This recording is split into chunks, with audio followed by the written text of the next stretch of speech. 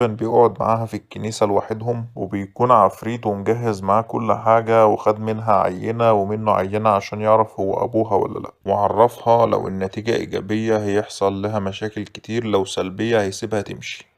المهم بيكون مساعد ستيفن بيحقق مع ليدي عشان يعرف مكان بوب، وعرفها إن هي لو قالت على مكانه هيطلق سراحها هي ووايلا. المهم بنرجع تاني للعقيد ستيفن، وبتكون وايلا بتستفزه بالكلام وهو بيقول لها انت زي امك، وبتعصب عليها، وبيشوف الجهاز والمفاجأة بيلاقيها بنته وبيتصدم، ووايلا بتكون مصدومة وبتعيط. وبنرجع تاني لكارلوس وبوب وهما ماشيين بالعربية، وعربية شرطة بتشوفهم وبتجري وراهم، وكارلوس بيقرر انه لازم بوب ينط من العربية وكارلوس يمشي عشان الشرطة ما تقبضش عليه. وفعلا بوب بيتعلق في العربية وبيكون خايف ينط، وكارلوس بيلف بالعربية جامد وبيرمي بوب على الأرض، وبوب بينام على الأرض عشان الشرطة، وبيروح يسرق عربية وبيتحرك.